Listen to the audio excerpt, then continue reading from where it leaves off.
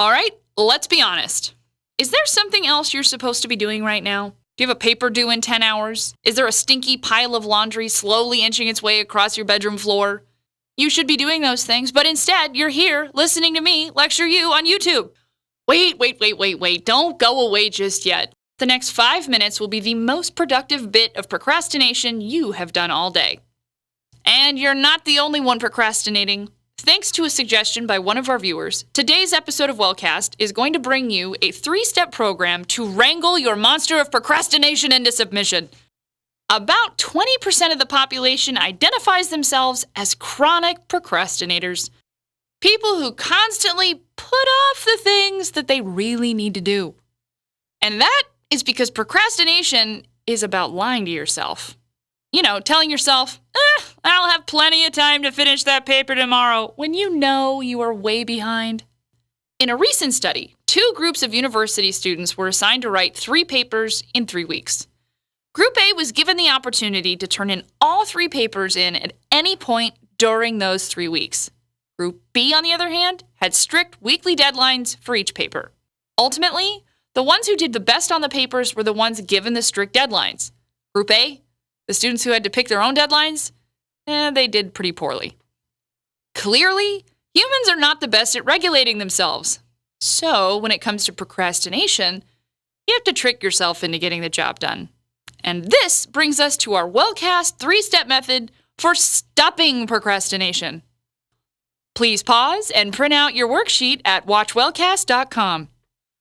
Okay, are you ready? Step 1.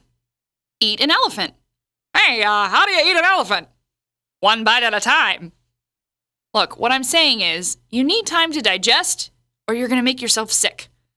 Reward yourself for getting through parts of the project, rather than waiting to reward yourself after the whole thing's over. Okay, procrastinator. Think about that one project that you really need to get done. But calm down. Instead of letting it overwhelm you, organize that project into small, bite-sized, manageable segments. Think about what needs to get done and write down what you're going to be doing to tackle this project hour by hour and make it specific. By breaking down this giant project into smaller tasks, this elephant will become a lot less daunting. Step 2. Pick out the itsy-bitsy goblins instead of going for the whole dragon. The hardest part about starting any project is always starting the project. A good way to get around this is to start a project off with the task you like the best. Listen, when you do something that you like, your brain releases dopamines, which makes you happy. Maybe it's decorating the cover of a report or writing a snappy intro into an otherwise incredibly boring paper. Step 3. Ignore the siren songs. Seriously, this step is straight out of Homer's epic poem, The Odyssey. In The Odyssey, our protagonist Ulysses is trying to get home.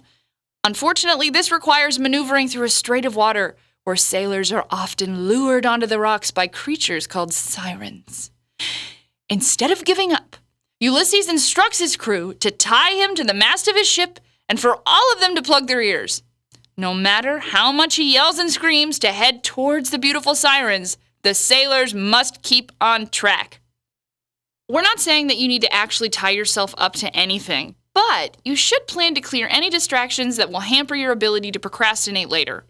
For example, if you're a sucker for Facebook or online video games, have your parents or your roommates change the internet password to keep you on track for studying. The less temptations you give into or have the ability to give into, the better you'll be at acing that exam. Okay, kiddos, let's recap. The best way to get around procrastination is to trick yourself into doing the work. It's true, though. We recommend that you do this in one of 3 ways. Number 1, breaking your tasks into segments. In other words, you go ahead and eat that elephant. Number 2, start with the most enjoyable part of the project. Go for those itsy-bitsy goblins. And number 3, avoid that siren song. Clear out those distractions so you can get the job done. Have these tips helped? Leave us a message below or email us at watchwellcast.com. Tweet us at watchwellcast. Email us at watchwellcast@gmail.com or leave a comment down below. We'll see you next time.